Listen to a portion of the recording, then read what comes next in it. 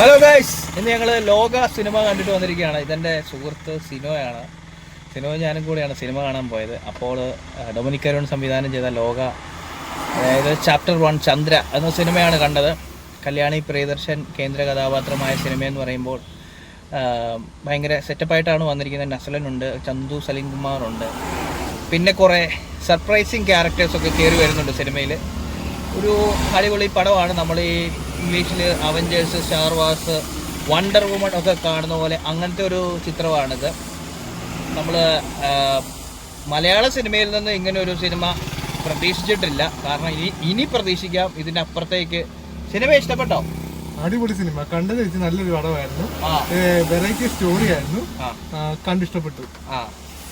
Second പാർട്ടിനാണ് ഞാൻ waiting ആണ്. അതാ പറഞ്ഞത്, നമ്മളെ ശരിക്കും പറഞ്ഞു കഴിഞ്ഞാൽ സെക്കൻഡ് പാർട്ടിലേക്ക് എത്തിക്കുന്ന രീതിയിൽ കുറച്ച് സർപ്രൈസിങ് ക്യാരക്ടേഴ്സൊക്കെ ഇതിനകത്ത് വരുന്നുണ്ട്. സിനിമ എന്നാ പറയുന്നത്, ഒരു രക്ഷയില്ല. നമ്മൾ ഇപ്പോൾ ഈ മലയാളത്തിൽ മോഹൻലാലിൻ്റെ ഹൃദയപൂർവ്വം ഇറങ്ങി. ഹൃദയപൂർവ്വം നല്ലൊരു മൂവിയാണ്.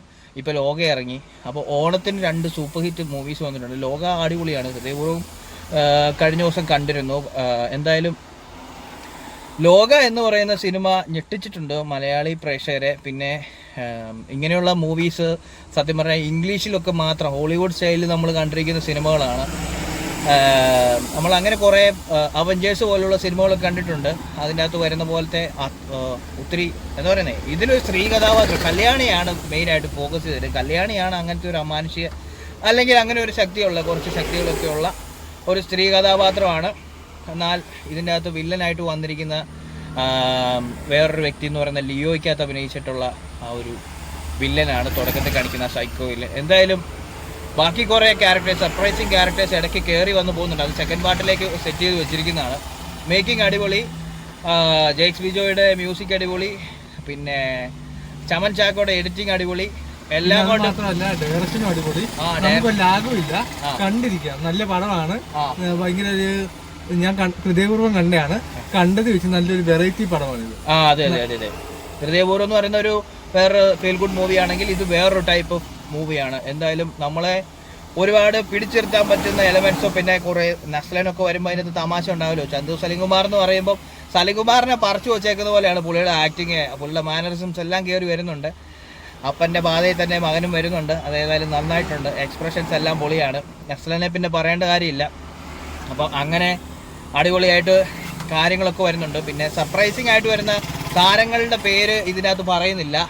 നിങ്ങൾക്ക് ഇഷ്ടപ്പെട്ട പ്രിയ താരങ്ങളാണ്. അതൊക്കെ ഇതിലും സർപ്രൈസ് ആയിട്ടിരിക്കട്ടെ. എന്തായാലും തിയേറ്ററിൽ പോയി സിനിമ കാണുക, എക്സ്പീരിയൻസ് ചെയ്യുക, നല്ല തിയേറ്ററിൽ പോവുക.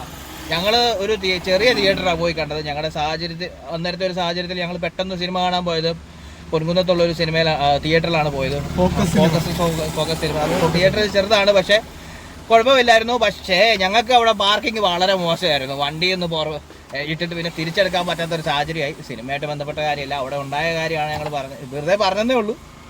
പാർക്കിംഗ് മോശമായിരുന്നു, അത് മാത്രമേ ഒരു ബുദ്ധിമുട്ടുണ്ടായിരുന്നു. ചെറിയ തിയേറ്റർ ആയിരുന്നെങ്കിലും അത്യാവശ്യം കുഴപ്പമില്ലായിരുന്നു. നമുക്ക് മോശമായിട്ടൊന്നും തോന്നിയിട്ടില്ല.